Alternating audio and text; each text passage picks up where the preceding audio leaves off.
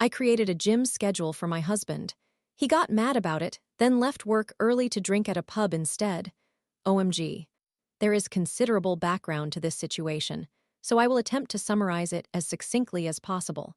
My husband genuinely appears to jeopardize everything and shows little regard for the consequences. Brief summary for those wishing to offer advice without fully grasping the situation: my husband acts inconsiderately. My husband has dyspraxia, which hinders his ability to manage his time effectively, resulting in him being entirely dependent on me for organization.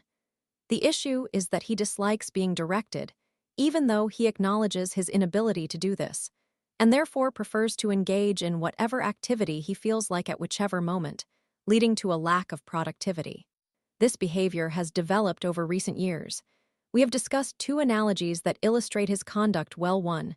Spinning plates. In life, everyone manages multiple responsibilities: work, family, household tasks, rest, leisure, exercise, etc. But due to his dyspraxia, he finds it difficult to transition between these responsibilities. He tends to focus on just one, becoming fixated on it until it requires attention, believing he is doing remarkably well by not neglecting that single responsibility. Meanwhile, I am desperately juggling countless other tasks because he refuses to address more than one at a time. He mistakenly believes we contribute equally simply because we both allocate all our time to spinning plates. 2. Lego blocks. Envision needing to arrange 100 Lego blocks of demanding tasks into one day. If you operate at full productivity, you could handle 10 blocks each hour. I would prefer to complete 10 in an hour and then have 14 hours to unwind. My husband, however, opts to manage only 4 or 5 blocks per hour, meaning he operates sluggishly, becomes distracted, and stops and starts, which results in minimal effort and thought. Consequently, even if I complete my 100 blocks in 10 hours, we cannot relax together because he hasn't finished his tasks, and I often end up taking over his responsibilities to ensure they are accomplished, often sacrificing my own rest in the process. Again, he believes we are equally busy because we spend the same duration doing things. My frustration lies in the fact that he is indeed capable of performing these tasks more promptly, yet he chooses not to. If he has 1 hour to prepare, he will take an hour and a half.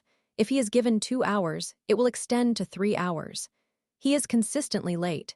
Much of this sluggish behavior results from excessive time spent researching and planning rather than actually undertaking tasks. I feel he dismisses me, does not listen, and ignores everything I communicate. Thus, this week, like every other week, for the past 4 to 5 months, he has expressed a desire to return to the gym. This has entailed him spending hours online exploring gym memberships, comparing prices, checking for discount codes and deals, and examining available equipment. Each time, he concluded that he lacked the time to go to the gym, which is not accurate. Then, the following day, he would repeat the same cycle. So on Monday, during my lunch break, I created a schedule with a designated time slot for him each day to visit the gym. After work on Monday, when I presented the schedule to him, he became upset because he believes that going to the gym would divert time from work, which he is currently fixated on. To clarify, the schedule does not require him to take time away from his workday.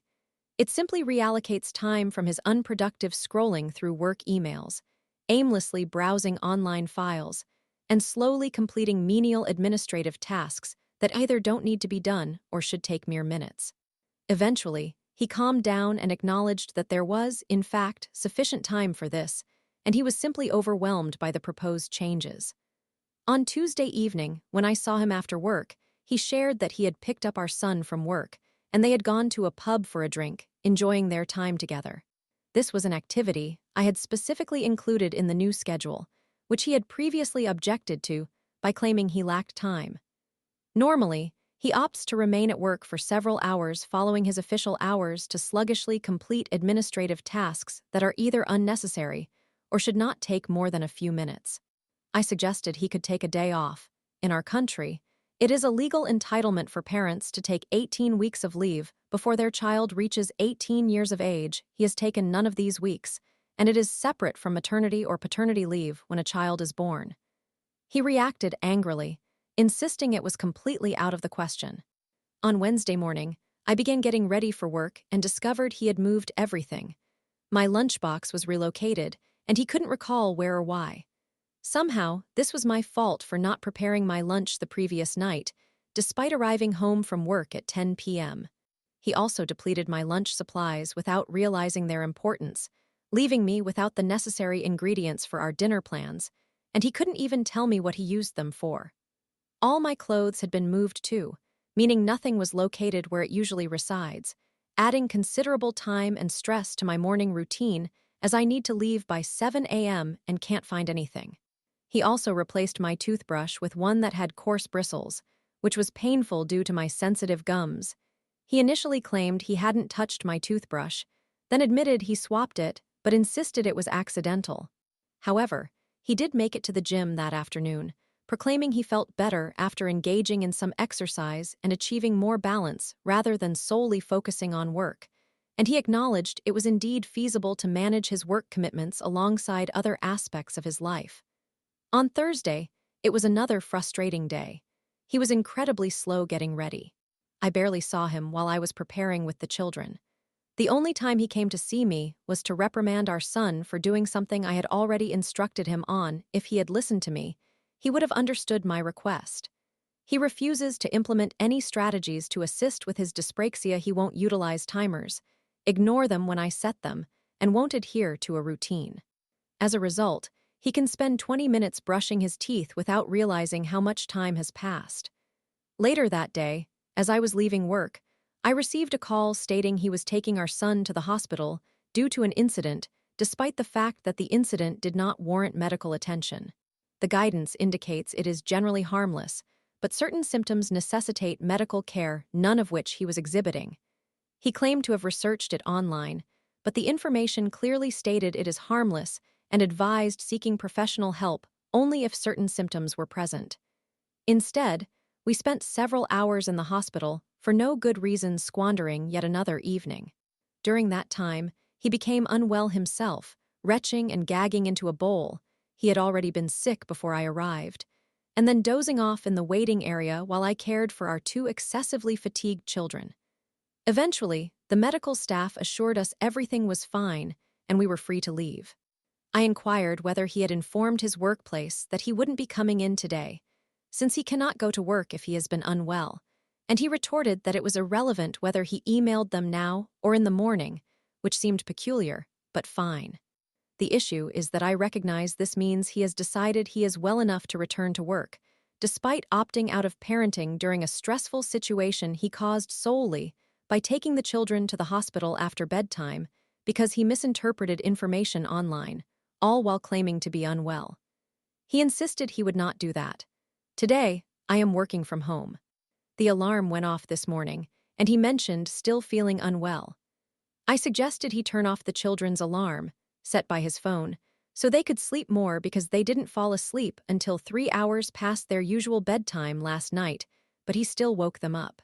Later, I told him I thought I might be coming down with something, although it could just be exhaustion from long hours and lack of sleep, etc. He offered to drop the kids off and would bring me a bowl, tissues, and water, just in case. Shortly after, he announced, "The kids need to be ready to leave in about 20 minutes, which was unusual since he typically does not monitor time. Then, he began getting dressed for work. I questioned if he was indeed going into work, and he launched into a justification of why he absolutely needed to go and couldn't possibly miss a day. I told him that I was incredibly angry because 1. He was so unwell he couldn't keep himself awake, could not parent during the hospital visits spawned from his own error, and left me to manage the situation alone. 2.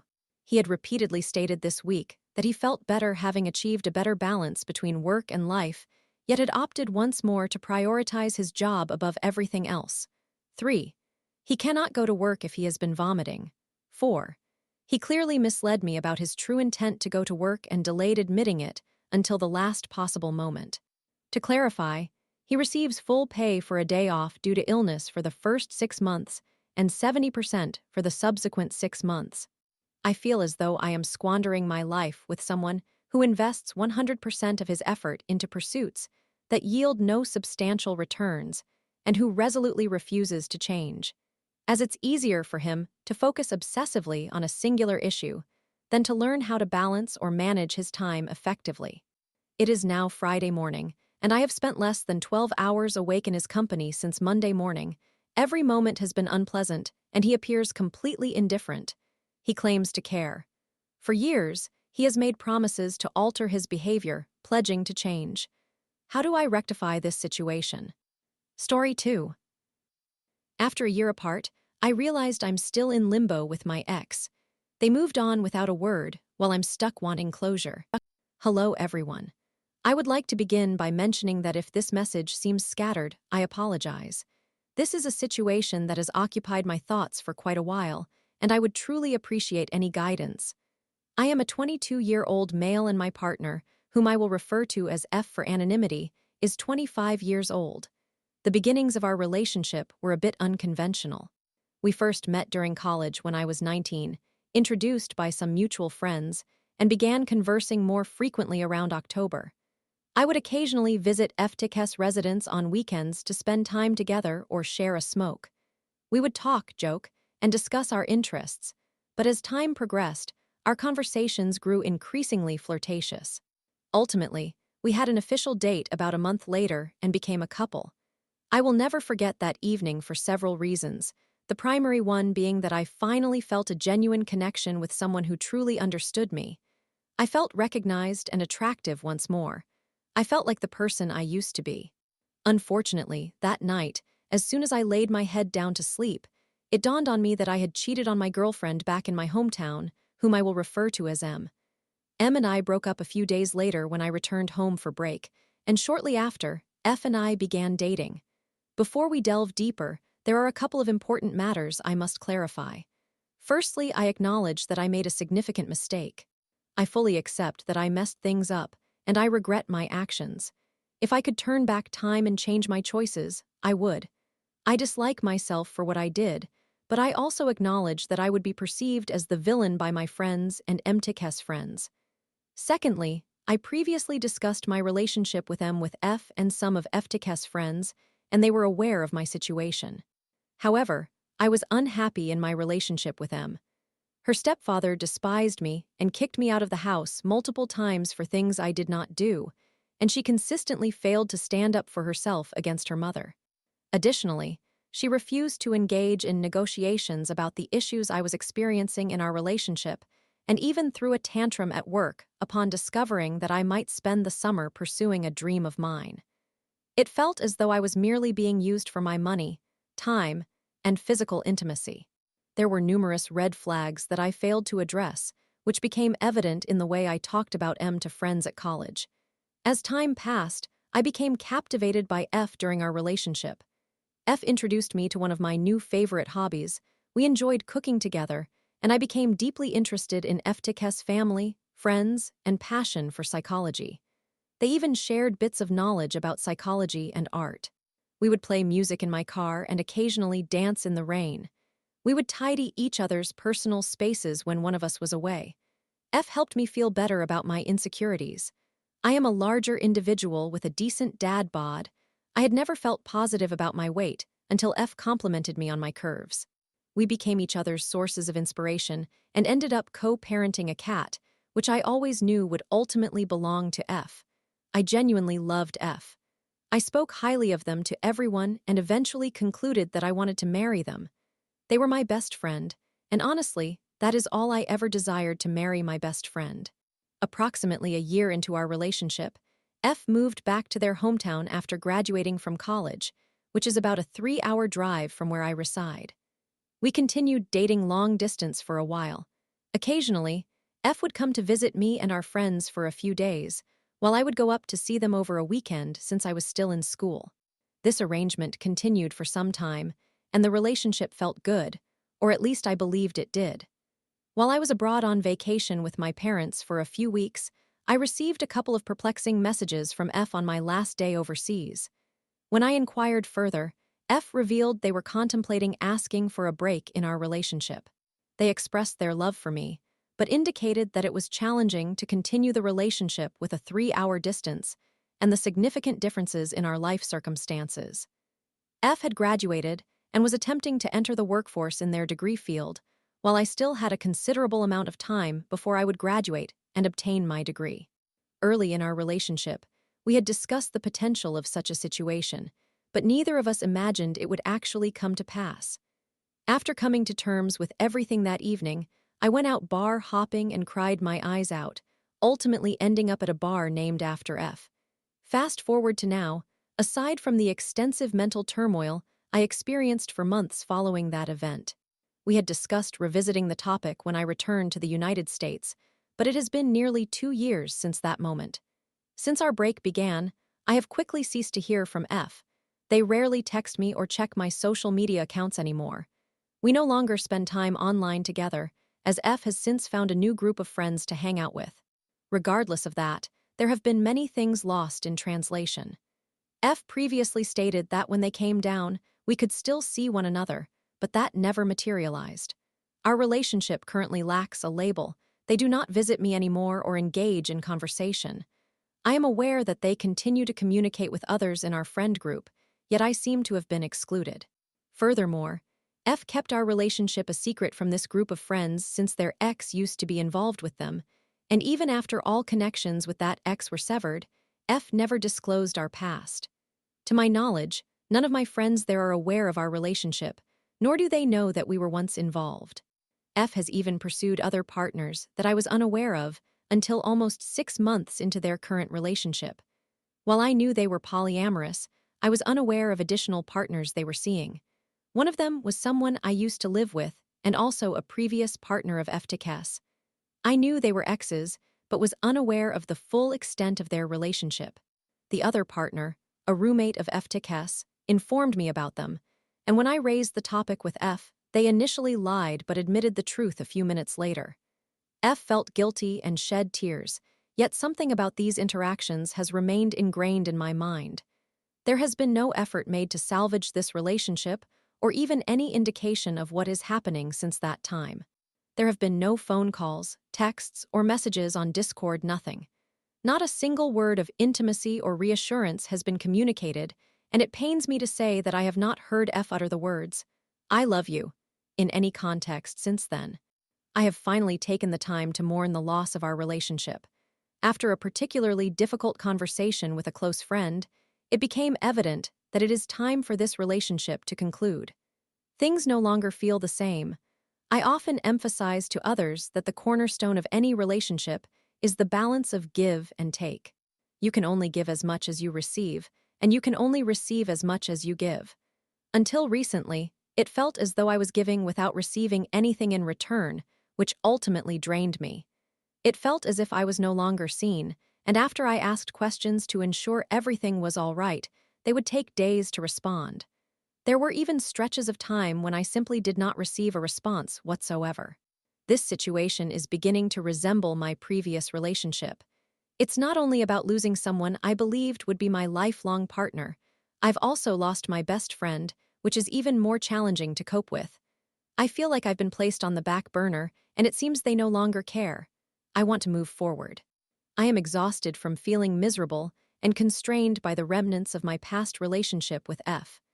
I do not wish to completely cut them out of my life, as I know they still offer me support, but I also do not want to abruptly leave or start a new chapter without saying anything. I believe they deserve to know, but if they lack the decency to provide me with any information after all this time and I remain in the dark, then do I truly need to seek answers to questions I already suspect the responses to? If they have denied me closure, am I obligated to communicate my desire to move on, considering they have clearly made that decision without my knowledge? Or should I depart quietly? I have been contemplating this for over a month, and am looking for clarity so I can properly move on, as nothing seems to have changed. Summary: my partner suggested taking a break from our relationship while I was on vacation, and although we both agreed, it has been nearly a year and a half since that point without any discussion of our relationship or possibilities of rekindling it.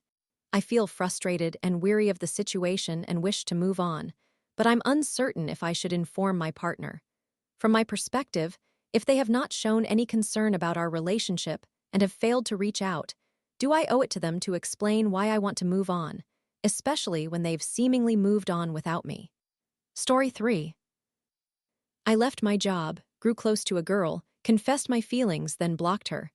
Now I reflect on my mistakes and the lessons learned. Hello, everyone. I hope you are all managing well during these unusual times. I wanted to take a moment to share a personal story from my life. I'm not entirely sure what I aim to achieve by recounting this, perhaps nothing at all. I just feel the need to express it, and I thought this would be a suitable venue. It has been approximately a year since this situation concluded, and I have found myself reflecting on it and my involvement. This story begins in the early spring of 2023. I was employed at a job that I ultimately left later that year. I had been there for several years and was fairly familiar with everyone. However, around that time, a new female colleague began working there. I remember her being quite reserved at first, mainly observing her surroundings. By that time, I had become significantly less shy and was conversing with nearly everyone. I would often reach out to newcomers to alleviate any tension, as I understood how challenging it could be to start anew.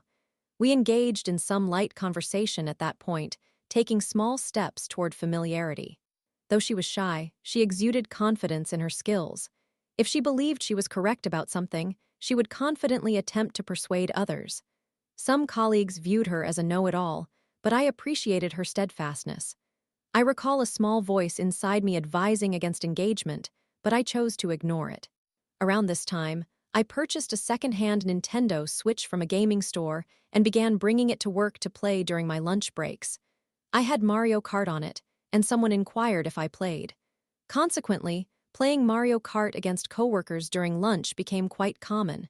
She noticed this, and we began competing against each other regularly. We both had a natural competitive streak. Having spent many hours playing on my DS as a child, I had developed a decent skill level. I often won our matches, prompting her to request a rematch each time. It was enjoyable, and I appreciated seeing more of her personality. Following that, our relationship grew friendly. We frequently conversed at work and even exchanged Instagram handles. Eventually, I took a break from social media and got her phone number. We created Spotify playlists for each other, which was enjoyable. Although she began warming up to more people, I still remained one of the two individuals she felt closest to. It was fulfilling to feel part of her life. I had several good friends and got along with nearly everyone, but she was unique, truly her own person, and I found her fascinating. Throughout the summer and fall, we often FaceTimed, texted daily, and shared music. That likely represented the peak of our friendship. After her wisdom teeth extraction, we FaceTimed and texted as she recovered. However, shortly after that experience, I encountered a situation that undermined my sense of security regarding my living arrangements. Tensions rose significantly, leading me to leave the job I had held for several years. I craved change as I felt stagnant. When I informed her, she seemed somewhat saddened, though it appeared to be a typical reaction. On my last day at work, I invited her to lunch. Despite being unable to eat solid food due to her surgery, she accepted my invitation. It was a pleasant outing. She wore a face mask every day, so I had only seen her full face during our FaceTime calls. However, she removed her mask while we shared lunch, and I was taken aback by how beautiful she looked up close. I have never been particularly inclined toward physical touch, especially with friends. I am seldom the first to initiate hugs, usually allowing others to do so. Nevertheless, on the evening before my departure, I extended my arms and she embraced me. It remains my favorite hug to date, quite prolonged as well. That moment made me realize I had developed feelings for her. However, I faced a dilemma. I was 25 and she was 19. The 6-year age difference felt uncomfortable to me. I remember feeling ashamed. I understand that one cannot control their feelings, but that knowledge provided little comfort. We continued to FaceTime and text regularly, but I began to sense a shift. I found myself becoming more anxious when responses took longer. I expressed to her that I missed her, and she reciprocated the sentiment. After a couple of weeks in my new job, we ceased our FaceTime calls. I made attempts to reach out, but our conversations dwindled.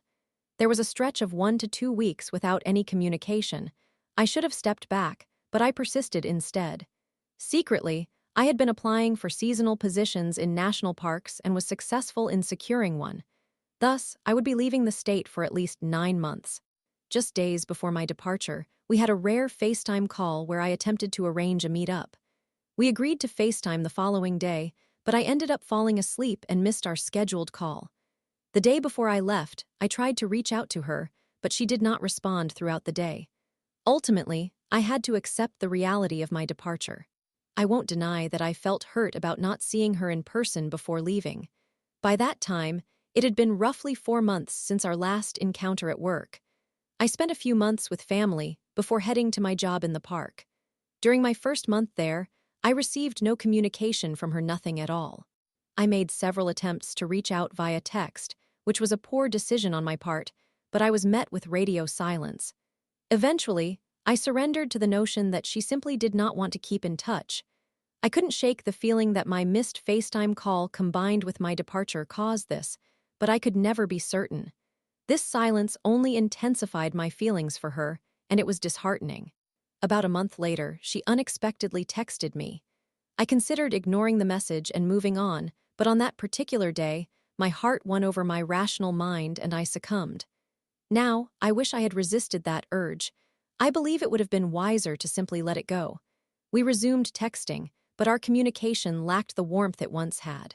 She would go days without replying, and every planned FaceTime call on her part was missed. My frustration grew as I questioned why she had chosen to reach out again. I also started contemplating whether I should admit my feelings and accept my losses. After much introspection, I decided to communicate my feelings. I sent her a lengthy message outlining my emotions but provided her with no escape. I informed her that I was aware she did not share the same feelings for me. Even if she did, I reasoned, being across the country would hinder any potential relationship. I am the type of person who finds it difficult to pretend to maintain a friendship with someone for whom I have romantic feelings. It feels wrong to me and often leads to negative outcomes.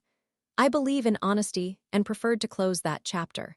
She acknowledged my message and expressed her hope for my well-being. She was gracious but also somewhat taken aback, believing we were simply friends.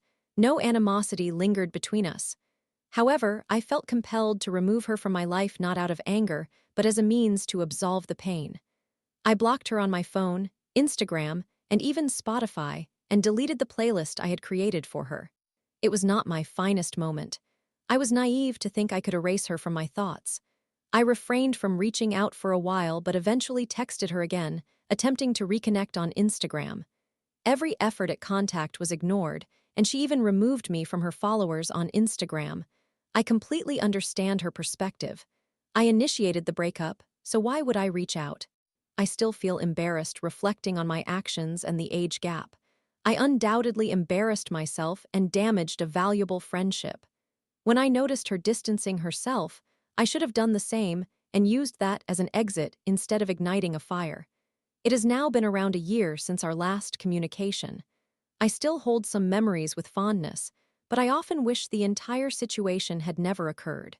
I am faring better now.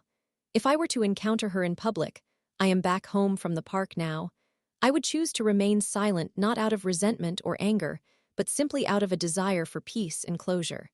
She remains the most remarkable and intriguing person I have ever met. However, I am now focused on looking ahead rather than reminiscing about the past. No one I encounter will ever replace her, but that is also not the goal. There are countless diverse individuals in this world. I believe I have gained insights into social dynamics through this experience. They are not my strong suit, and I can see a trail of burned bridges left in my wake. Romantic feelings are challenging for me to comprehend, and I tend to act impulsively because of them. Nonetheless, I feel I have learned a vital lesson from this ordeal. I aspire to move forward with greater grace and composure in the future and now recognize when to step back. I believe this experience has improved me, despite the turmoil I endured.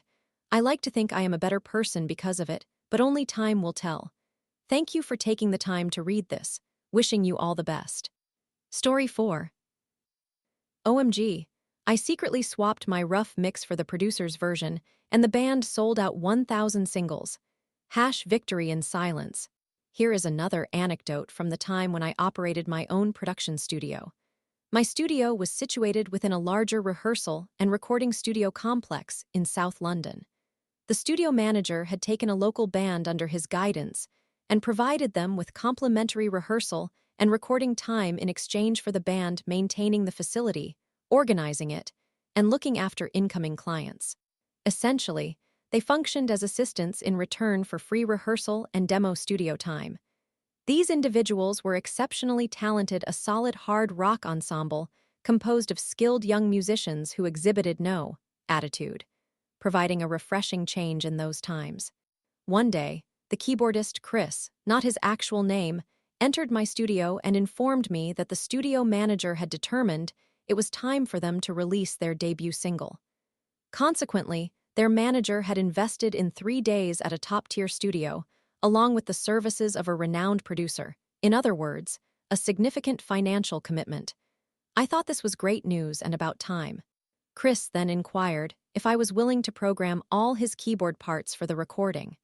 Naturally, I eagerly accepted the opportunity. We devised a plan. I had a considerable number of synthesizers in my studio that we would use to enhance his keyboard arrangement. We intended to record all the keyboard parts on the computer, approximately 20 tracks worth, and establish guide drums, guitars, bass, and vocals on my 8-track tape recorder. By skillfully utilizing a timecode track, we could synchronize all these keyboard parts with the guide tracks without having to mix them down to the 8-track. Thus, we dedicated 4 days to our work. The first 2 days focused on programming all the keyboard parts and creating the necessary sound patches. During the remaining 2 days, we worked on recording the keyboard parts into the computer while also capturing all the guide tracks.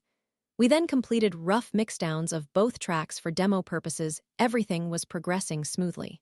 The following day, the producer arrived at my studio and listened to the mixes. He expressed dissatisfaction with the arrangements of the songs and insisted they be restructured, much to Chris's frustration, who had composed both tracks. I indicated that modifying the keyboard parts was relatively simple after all. Everything was on the computer, but we would need to re-record all the guide tracks. Make it happen. So, we spent another day reorganizing the keyboard parts according to the producer's suggestions, and another day re-recording all the guide tracks, all the while thinking, well, that's an additional 2 days on the invoice bonus. Once again, we produced rough mixes and eventually received the producer's reluctant approval. On the day of the recording, I transported all the equipment we had utilized to the studio. I recorded the timecode track onto the 24-track in the studio and connected all the synthesizers to the mixing desk so that they could control the keyboard parts from the computer without needing to record or submix them onto the multi-track. For those interested, the drums occupied 12 tracks, with 2 each for guitar and bass, and there were 4 vocal tracks totaling 20 tracks. Another 2 tracks were occupied by the rough mix as a guide, leaving 1 track available. While I was setting everything up, the producer boasted about how he had insisted on renting a Lexicon 480L, which at that time was the leading digital reverb system and cost a considerable sum to rent, not to mention purchase outright approximately £15,000. It also became clear that the producer and engineer were old acquaintances, and judging by their behavior, it was apparent that they were indulging in their penchant for illicit substances. 3 days later, I received a call notifying me that they had completed their work, and I was to retrieve my equipment. By the time I arrived that evening, the only person present was the tape operator. He asked if I was interested in hearing the final mixes. Naturally, I was, so after loading all my gear into the van, I returned to the machine room to listen to the results. I was appalled. The guitars were so prominent in the mix that they drowned out the vocals. The vocals sounded like strangled chickens. The drums, let's just say they resembled a flatulent warthog in a custard bath. The bass was nearly absent, and the keyboard parts that I had painstakingly worked on were virtually non-existent. Furious, I conveyed my displeasure to the tape operator, making it clear that I was not directing my frustration at him personally. I then took all my equipment back to my studio and headed to the pub for the soothing effects of a large single malt. The following day, I was in my studio organizing some materials when the phone rang. It was the producer, furious about the comments I had made to the tape operator. Holding the phone away from my ear, he was quite loud. I let him vent until he finally quieted down. I then proposed that he bring his tape down to my studio and compare it with my mix in the presence of the band and their manager, allowing them to decide which mix was superior. He accepted the challenge, and the next day he arrived full of bravado. We moved to the main studio and played both tapes for the assembled individuals. The silence that followed was palpable. The band expressed their belief that my rough mixes were far superior, while the manager, however, asserted that he felt the producer's version was better. I noticed he was in a difficult position, having just spent nearly £4,000 on the recording session. He felt compelled to justify his opinion. Even though it was clear his true feelings leaned the other way, he was unwilling to lose face in front of the producer. I left them to sort it out themselves. Honestly, I didn't care what they did, as long as they settled my invoice. The next day, Chris visited my studio and informed me that their manager was opting for the producer's mix, despite the band's strong objections, and was sending that tape to the pressing plant. "Fine," I replied. Then Chris lowered his voice conspiratorially. "We believe your mixes represent exactly what our sound should be. Can you provide me with the master tape?" Of course, but why?